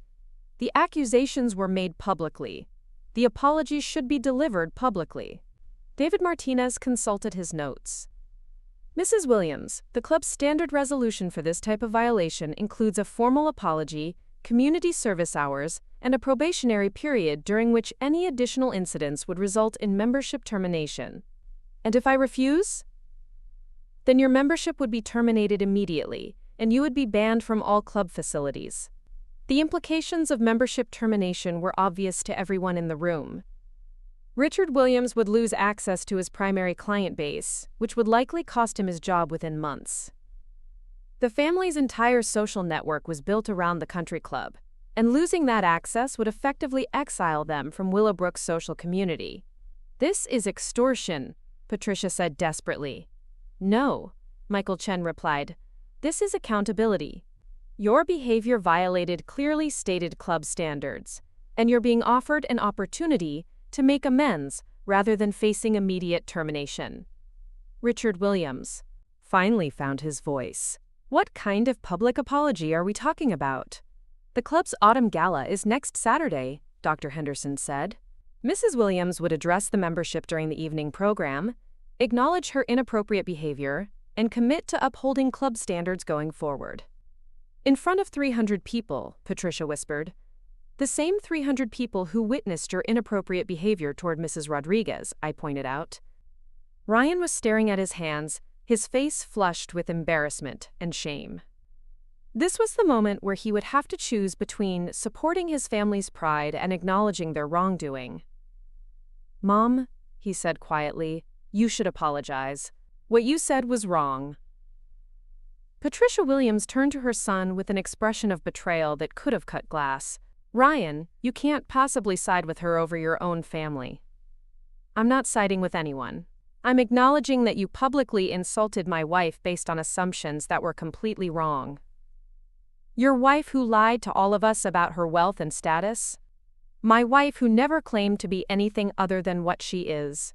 We're the ones who made assumptions about her background and her motivations. The room fell silent as the Williams family dysfunction played out in front of the membership committee. Patricia looked at her husband for support, but Richard was studying the financial documents with the expression of a man calculating how much his wife's pride was about to cost them. Mrs. Williams, David Martinez said finally, "We need a decision. Will you accept the committee's resolution or shall we proceed with membership termination?" Patricia Williams closed her eyes for a long moment, and when she opened them, something fundamental had shifted in her expression. The entitled confidence was gone, replaced by the desperate pragmatism of someone who had finally understood the precariousness of her position. "I'll make the apology," she said, her voice hollow. "And you understand that any future violations of club standards will result in immediate termination without review?" "I understand," Dr. Henderson nodded and began gathering her papers. "Then this review is concluded. Mrs. Williams, you'll receive written notification of the specific terms of your probation, including the text of the apology you'll deliver at next Saturday's gala." As the committee members filed out of the conference room, the Williams family remained seated, looking shell-shocked and defeated. Ryan was the first to move, standing up slowly and turning to face me. "Emma, I need to understand something. When you said you owned this golf course, when you showed those financial documents, was any of that true?" "All of it is true, Ryan. Every document, every property record, every financial statement." "So when my mother called you a gold digger, she was attacking someone who has more money than your entire family combined. Someone who's been financially supporting our marriage while being criticized for supposedly trying to benefit from yours." Ryan sat back down heavily, the full scope of his family's mistake finally becoming clear to him. "What happens now?" he asked. "Now your mother makes a public apology, your family learns to treat people with respect, and you decide whether you want to be married to the woman I actually am or to the woman you thought I was." Patricia Williams stood up abruptly, her face twisted with humiliation and rage. "This isn't over," she said, looking directly at me. "You may have embarrassed us today, but money doesn't buy class, and it doesn't change where you came from." "Mrs. Williams," I said calmly, "where I came from is a family that taught me to earn what I have through hard work and intelligence. Where you came from is apparently a family that taught you to live beyond your means, while looking down on people you assume are beneath you. What's that supposed to mean?" I pulled out one final document from my folder, the comprehensive financial analysis Jessica had prepared of the Williams family's debt situation. "It means that your entire lifestyle is financed through borrowed money. It means that your husband's job depends on the client relationships he's built through this golf course. It means that losing your membership here would destroy your family financially within 6 months." Richard Williams stood up so quickly his chair fell backward. "You investigated our finances?" "I investigated publicly available records after your wife's behavior raised questions about your family's motivations and stability. What I found was a family living significantly beyond their means, while criticizing others for supposedly trying to access wealth they don't actually possess." The silence that followed was broken only by the sound of Patricia Williams beginning to cry, quiet tears of humiliation and defeated rage. "You've destroyed us," she whispered. "No," I said, standing up and collecting my papers. "You destroyed yourselves by building your entire lifestyle on lies and borrowed money. You destroyed yourselves by treating other people with cruelty and disrespect. You destroyed yourselves by making assumptions about someone you never bothered to understand." I walked toward the door, then paused to look back at Ryan. "I'll be at home tonight if you want to have an honest conversation about our marriage and our future, but I won't be pretending to be grateful for your family's approval anymore, and I won't be hiding my success to make anyone else comfortable." The last thing I heard as I left the conference room was Patricia Williams asking her husband how much money they actually had left, and Richard's quiet response that they'd need to discuss that privately. By the time I reached my car, my phone was already buzzing with messages. Word of the membership review was spreading through Willowbrook's social network with the speed of wildfire, and the implications were becoming clear to everyone who understood how business relationships worked in small towns. David Martinez had texted me that 3 Clark & Associates clients had already called asking about their own membership status, clearly concerned about being associated with the Williams family's public disgrace. Jessica had sent a message saying that 2 business owners had reached out asking about commercial property availability, apparently interested in distancing themselves from any buildings or facilities connected to Richard Williams' networking activities. The social destruction was happening in real time, accelerated by social media and small-town gossip networks. By Monday morning, everyone in Willowbrook would know that Patricia Williams had publicly attacked someone wealthier than her entire family, and that the Williams family's lifestyle was built on debt rather than actual wealth. The professional consequences would follow shortly after, as Richard's value to Clark & Associates disappeared along with his access to the social network that had generated their most profitable client relationships. I had given the Williams family exactly what they'd tried to give me: public humiliation based on the revelation of uncomfortable truths. The difference was that their humiliation was deserved, and their truths were actually true. As I drove home through the streets of the town, where I owned more property than any other single individual, I felt something I hadn't experienced in 3 years of marriage: complete honesty about who I was and what I'd accomplished. The question now was whether Ryan would choose to be part of that honest life, or whether he would follow his family into the exile they'd created for themselves through their own arrogance and cruelty. Either way, I was finally free to stop pretending to be someone I wasn't in order to make other people comfortable with their own illusions. 6 months later, I stood on the wraparound porch of my new estate, watching the morning fog lift off the Connecticut River. The Georgian colonial mansion sat on 28 acres of pristine landscape, complete with formal gardens, a private dock, and walking trails that wound through old-growth forest. It was the kind of property that real estate magazines featured on their covers, the kind of home that whispered rather than shouted about wealth. I'd bought the estate 3 weeks after my divorce was finalized, paying cash for what had once been the summer retreat of a New York banking family. The irony wasn't lost on me that this house represented more wealth than the Williams family had ever dreamed of possessing, displayed more elegantly than Patricia Williams could have imagined, and achieved through legitimate business success rather than borrowed money and social pretension.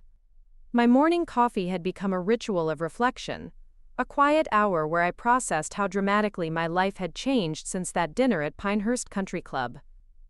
The woman who had sat silently while her mother-in-law called her a social climber felt like a stranger now, someone I barely recognized.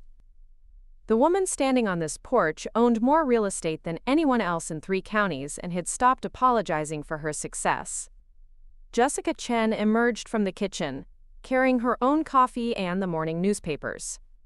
She'd been staying in the guest house for the past month while we worked on the final details of our biggest acquisition yet, a 40-story office complex in downtown Hartford that would become the headquarters of Rodriguez Development Group. "The Wall Street Journal piece is out," she said, settling into the wicker chair beside mine. "Front page of the business section." I accepted the newspaper, noting the headline that made my chest swell with pride: "Female-owned development firm reshapes Connecticut commercial landscape." The article included a photo of me standing in front of our latest project, a sustainable mixed-use development that had become a model for environmentally conscious urban planning. They mentioned the Scholarship Foundation, Jessica added, and the Small Business Mentorship Program. "You're officially being recognized as a philanthropist as well as a business leader." The Rodriguez Foundation had grown beyond my original vision, now providing educational opportunities for over 200 students annually and business support for emerging entrepreneurs throughout New England. What had started as a way to honor my grandmother's legacy had become a comprehensive platform for supporting people who faced the same barriers she'd overcome as an immigrant, building a business from nothing. "Any word from the mayor's office about the community center proposal?" I asked. "Approved unanimously by the city council last night. Construction can begin next month." The community center project had been personal for me, a way to give back to the town where I'd built my empire, while being systematically underestimated by people who confused social status with actual worth. The building would provide job training, business development resources, and educational programs for residents who couldn't afford private alternatives. My phone buzzed with a text from an unknown number. I'd been getting more unsolicited messages lately as my public profile increased. Everything from investment opportunities to social invitations from people who suddenly wanted to be associated with my success. This message was different. Mrs. Rodriguez, this is Amanda Foster from Pinehurst Country Club. I hope you don't mind me reaching out directly, but I wanted to update you on some developments you might find interesting. I showed the message to Jessica, who raised an eyebrow. Should I call her back? I asked. Definitely. Amanda Foster has been the eyes and ears of Willowbrook Society for 15 years. If she's reaching out, it's because something significant has happened. 10 minutes later, I was sitting in my home office, a sunlit room with floor-to-ceiling windows overlooking the river, listening to Amanda Foster deliver news that was both shocking and somehow inevitable. Mrs. Rodriguez, I wanted you to hear this from me before it becomes public knowledge. Richard Williams was arrested yesterday morning on charges of embezzlement, wire fraud, and money laundering. The State Attorney General's office has been investigating him for the past 4 months. I leaned back in my leather chair, processing this information. While I'd known that Richard's business had been struggling since he lost access to his country club networking, I hadn't expected criminal charges. What exactly did they find? I asked. According to the initial reports, he'd been using client retainer funds to pay personal expenses for at least 3 years.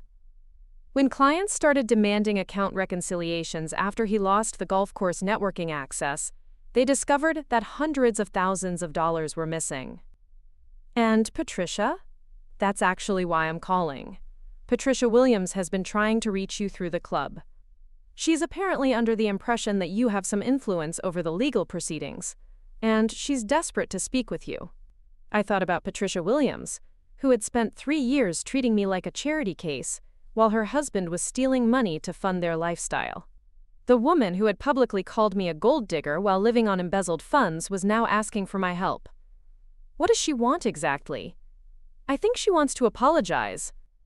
Really apologize this time, not just the performance she gave at the Autumn Gala. She seems to finally understand the scope of what she lost when she alienated you. After I hung up with Amanda, I sat in my office thinking about justice, revenge, and the difference between consequences and cruelty. The Williams family's downfall hadn't been caused by my actions at the membership review. It had been caused by their own choices, their own financial mismanagement, and ultimately, Richard's criminal behavior. But I also knew that my revelation of wealth and power had accelerated their social isolation, which had led to the loss of business connections that had prompted the client investigations that had uncovered the embezzlement.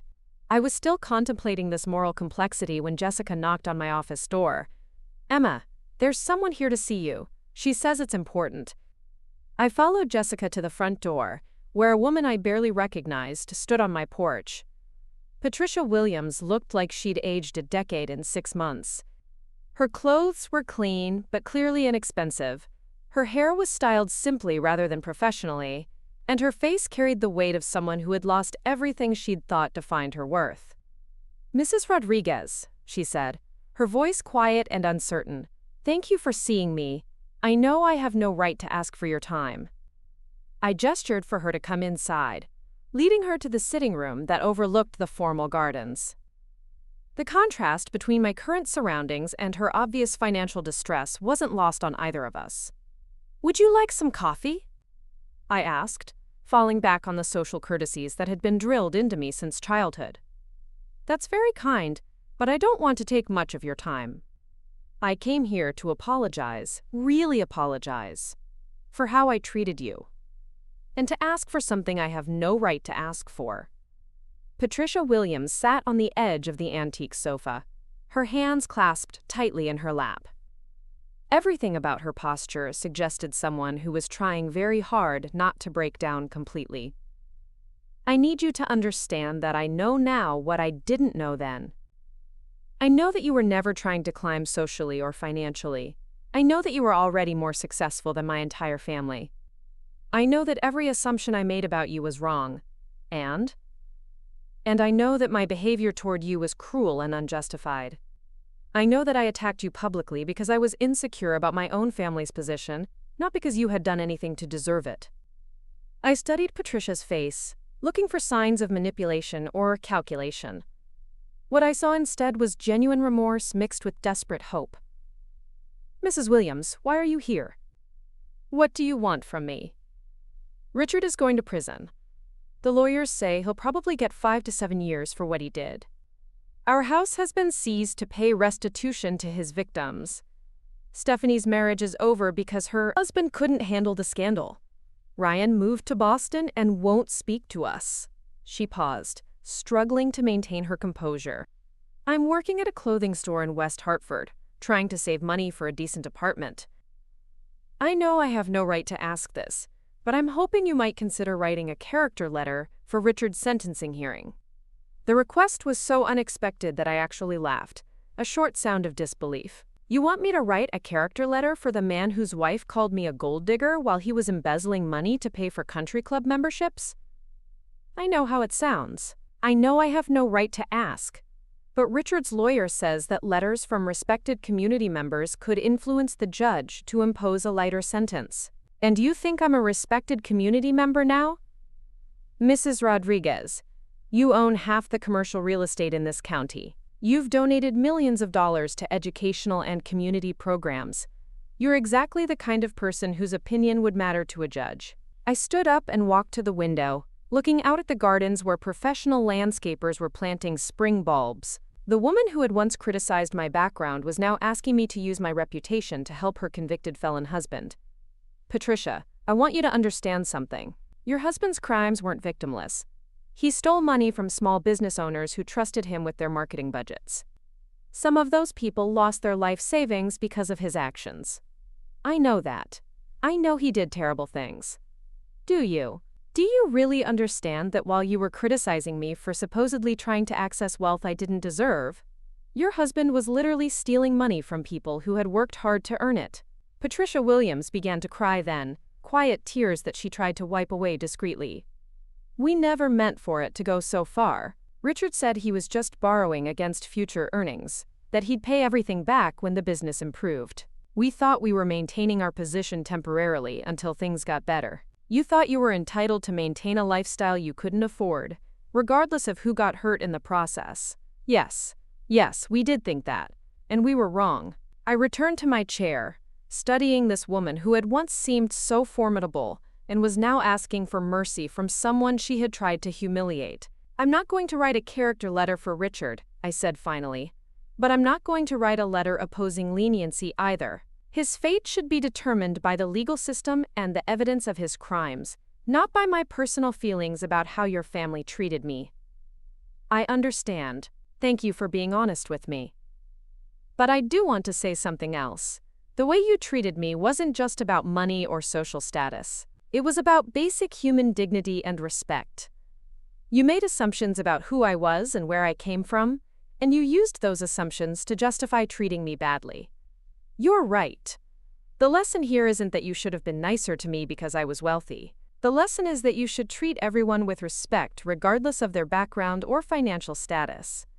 Patricia nodded, continuing to cry quietly. "Mrs. Rodriguez, can I ask you something?"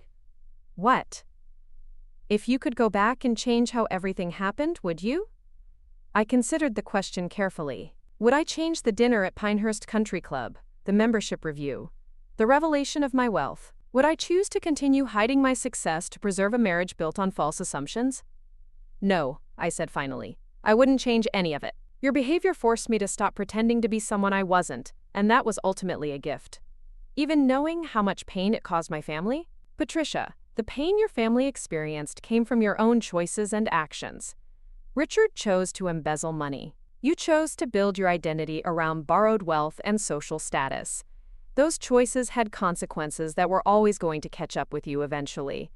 After Patricia left, I spent the afternoon working in my garden, a therapeutic activity that helped me process difficult conversations. The physical work of planting and weeding felt honest in a way that social interactions often didn't. A reminder that growth required both nurturing and the removal of things that threatened healthy development.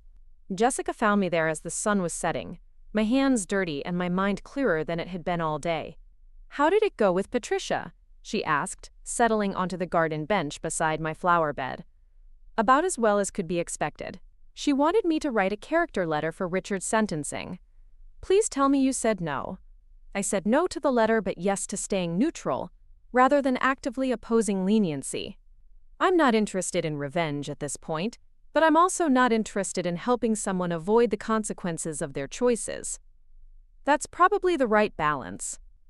We sat in comfortable silence for a while, watching the evening light fade across the water. This friendship with Jessica had deepened over the past 6 months, strengthened by shared success and the honesty that came from working with someone who had known me before wealth changed how other people treated me. Emma, I have some news that might interest you, Jessica said eventually. Good news or complicated news?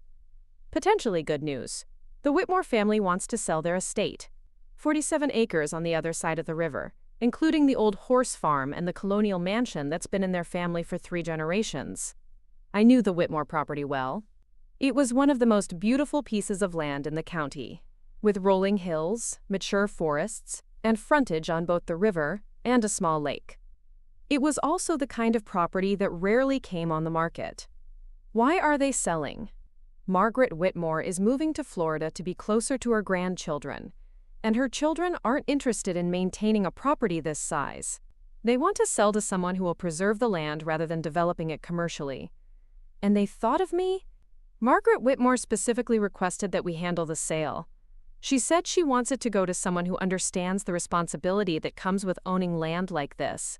The Whitmore family had been present at that fateful dinner at Pinehurst Country Club, witnesses to Patricia Williams' attack and my subsequent revelation. Margaret Whitmore had been one of the people who had treated me kindly even when she thought I was just Ryan's middle-class wife, which now made her offer to sell me her family's estate feel like a form of recognition and acceptance. What's the asking price? $4.7 million for the land and buildings. It's actually below market value, because they're prioritizing finding the right buyer over maximizing profit. I thought about the Whitmore estate, imagining it as an extension of my current property. The combined acreage would create one of the largest private holdings in the region, a sanctuary of preserved land in an area increasingly threatened by commercial development. Schedule a viewing for next week, I said. If the property is as beautiful as I remember, I'm interested.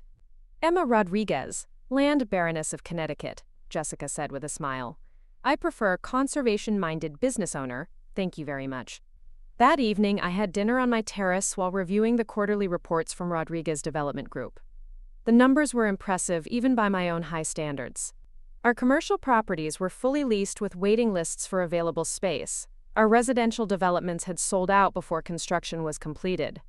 Our sustainable building practices had attracted national attention and several awards from environmental organizations.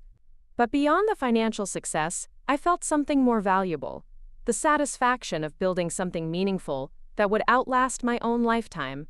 The Scholarship Foundation was already changing lives, providing opportunities for students whose families couldn't afford college.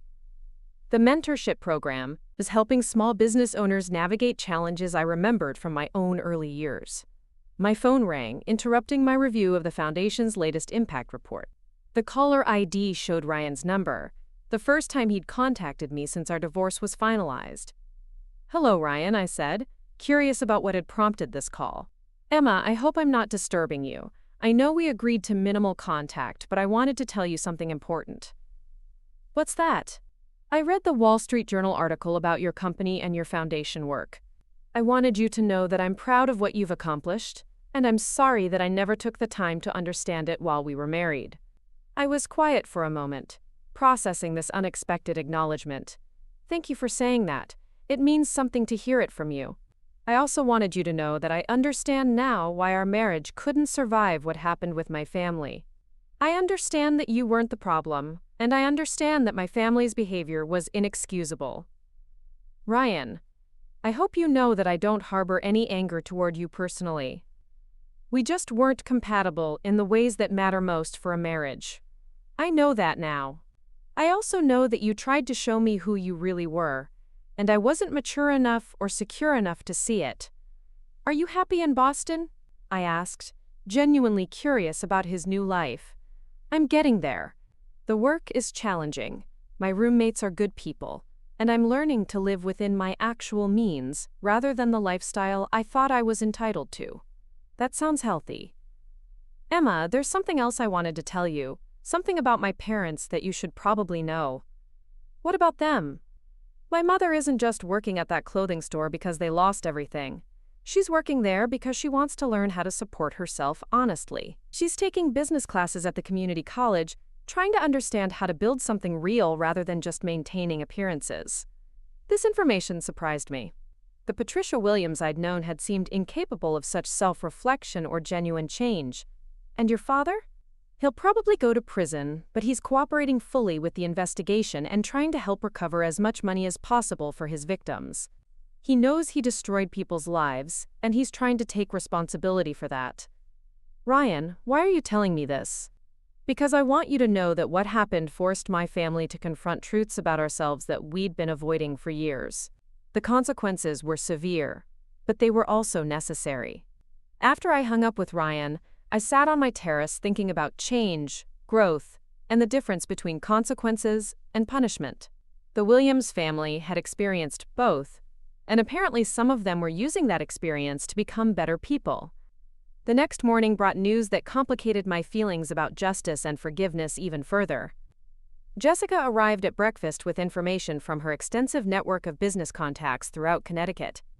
I heard something interesting about Stephanie Williams yesterday, she said, settling into her usual chair with coffee and pastry. What about her? She's apparently been volunteering at a nonprofit that helps families navigate bankruptcy and financial crisis. 20 hours a week, completely unpaid, helping people understand their options when they've lost everything. Stephanie? Ryan's sister who used to make fun of people she thought were beneath her? The same Stephanie. According to my source at the nonprofit, she's been one of their most dedicated volunteers. She understands the system from the inside now, and she's using that knowledge to help other people avoid the mistakes her family made. I thought about Stephanie Williams, remembering her laughter when her mother had called me a social climber. The idea that she was now dedicating her time to helping people in financial crisis suggested a level of personal growth I wouldn't have thought possible. People can change, Jessica continued. Sometimes losing everything is the only way to discover who you really are underneath all the pretense and social positioning. Do you think I should reach out to her? Acknowledge the volunteer work she's doing? That depends on whether you're ready to move beyond the role of wronged party to something more complicated. The question stayed with me as I spent the day reviewing proposals for the community center project. One of the applications for the business mentorship program caught my attention. A woman named Maria Santos, who wanted to start a catering business but lacked the connections and capital to get established. Her application essay described growing up in a family where her mother cleaned office buildings at night to support 3 children, where every dollar was carefully considered before being spent, where success was measured by survival rather than social status. It reminded me of my own grandmother's stories, the determination required to build something from nothing, while facing discrimination and systemic barriers. I made a note to personally mentor Maria Santos, to share not just business advice but the understanding that came from being underestimated by people who confused inherited privilege with earned success. That afternoon, I drove to the Whitmore estate for my scheduled viewing.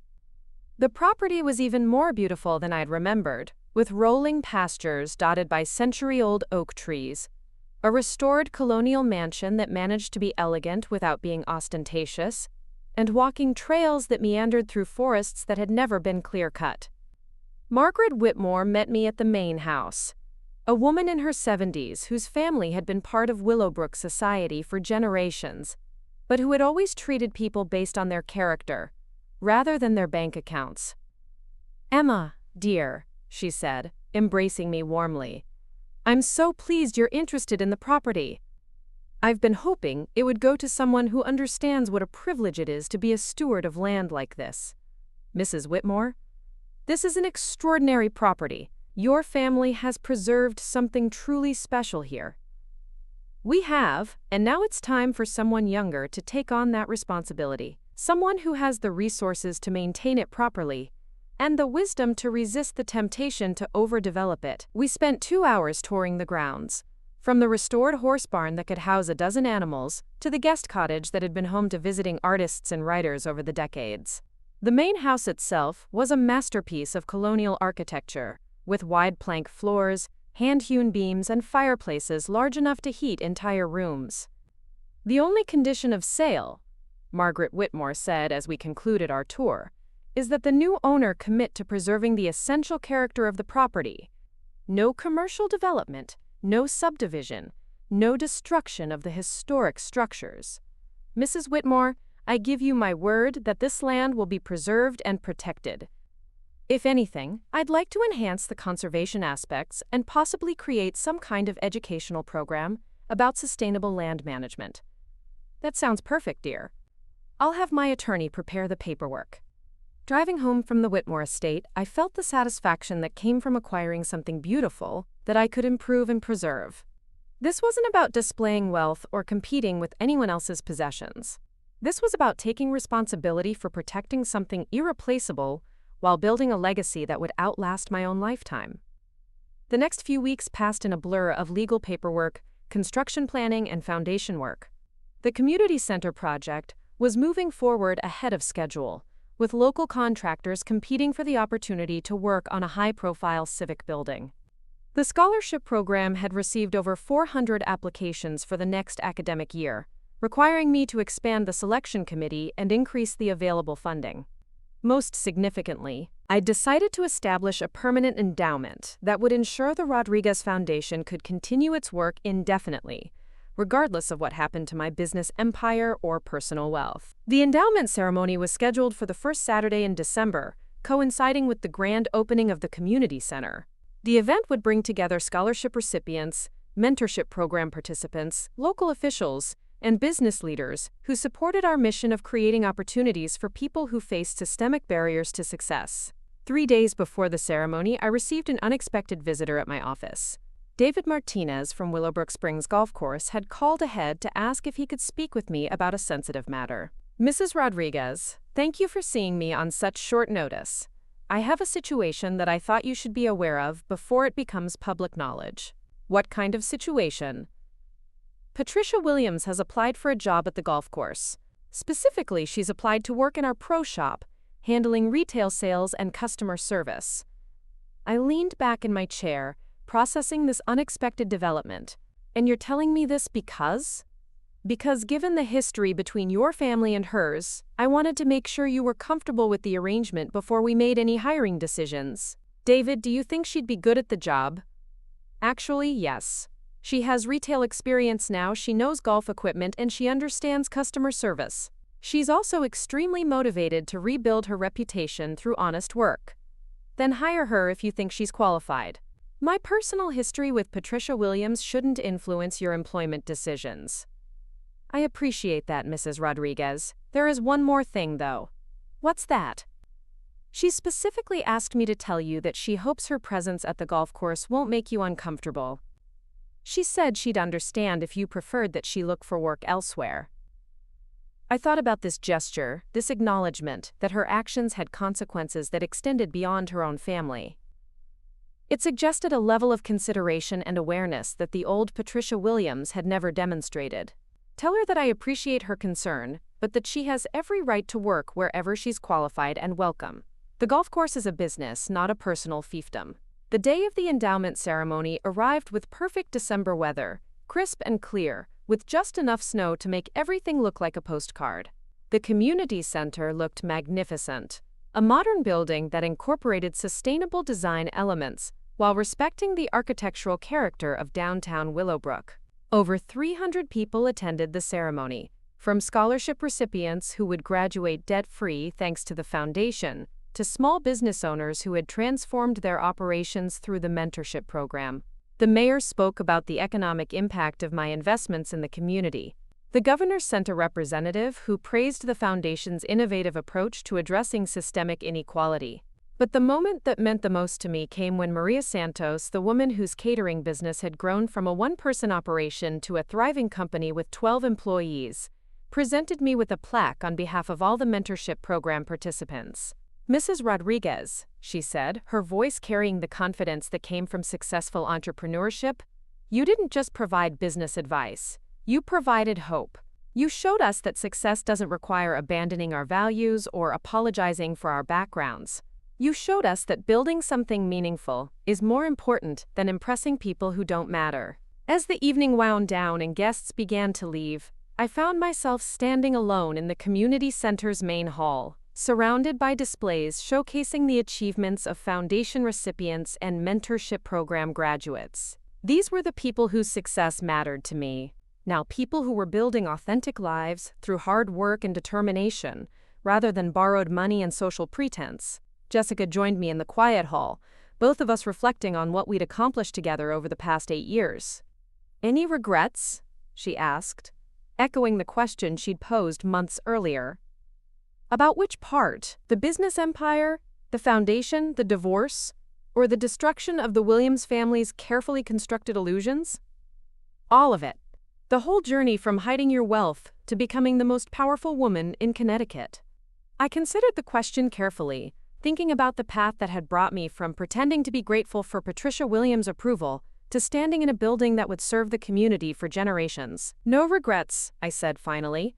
"I regret that it took me so long to stop apologizing for my success, and I regret that other people got hurt in the process of learning that actions have consequences. But I don't regret refusing to accept disrespect, and I don't regret using my resources to create opportunities for people who remind me of my grandmother." And Patricia Williams? Any regrets about how that played out? I feel sad for her, honestly. She spent so much energy maintaining an image that was built on lies that she never learned who she actually was underneath all the pretense. Losing everything forced her to discover her authentic self, and it sounds like she's becoming someone worth respecting. Think you'll ever have a real conversation with her? Clear the air completely? Maybe. If she continues growing and changing, if she demonstrates that she's learned from her mistakes, rather than just been humiliated by their consequences, then maybe we can have an honest conversation about forgiveness and moving forward. The next morning brought a surprise that tested my willingness to consider such forgiveness. I was having breakfast on my terrace when the housekeeper brought me an envelope that had been hand-delivered during the night. Inside was a handwritten letter from Patricia Williams, written on simple stationery rather than the expensive paper she'd once favored. "Dear Mrs. Rodriguez," it began. "I watched the news coverage of your foundation ceremony last night, and I wanted you to know how proud I am of what you've accomplished. Not proud as someone who ever had the right to approve or disapprove of your choices, but proud as someone who finally understands the difference between real success and empty performance. I know I have no right to ask for your forgiveness, and I'm not asking for that now. What I want you to know is that destroying my family's illusions was the greatest gift anyone ever gave us, even though it didn't feel like a gift at the time. Working at the golf course has taught me humility. Taking business classes has taught me respect for people who build things rather than just inheriting them. Watching my children struggle and then succeed on their own has taught me that real love means supporting growth rather than enabling comfortable lies. I will never be able to undo the cruelty I showed you, but I hope I can spend the rest of my life demonstrating that I learned something from it. You don't owe me anything, but I owe you everything. Thank you for refusing to accept my disrespect. Thank you for forcing me to discover who I really am when I can't hide behind borrowed money and inherited status. With sincere respect and gratitude, Patricia Williams." I read the letter twice, then walked to my garden where I did my best thinking among the flowers and herbs I'd planted myself. The woman who had written this letter bore little resemblance to the person who had called me a social climber 6 months earlier. This was someone who had been stripped of all pretense and had discovered something authentic underneath. Maybe that was the real victory. Not the destruction of their comfortable lives, but their eventual willingness to live without them. I spent the day working on plans for expanding the mentorship program to include financial literacy education, inspired by Maria Santos's suggestion that many small business owners needed help understanding credit, taxes, and investment strategies. By evening, I drafted a proposal for partnership with community colleges throughout the region, creating a comprehensive support system for people who wanted to build businesses rather than just find jobs. As the sun set over the Connecticut River, painting my estate in shades of gold and crimson, I felt the deep satisfaction that came from using privilege responsibly and power constructively. I'd started this journey as someone hiding her success to avoid threatening other people's comfort. I'd become someone using that success to create opportunities for people who faced the same barriers my grandmother had overcome. The Williams family would recover from their fall, or they wouldn't.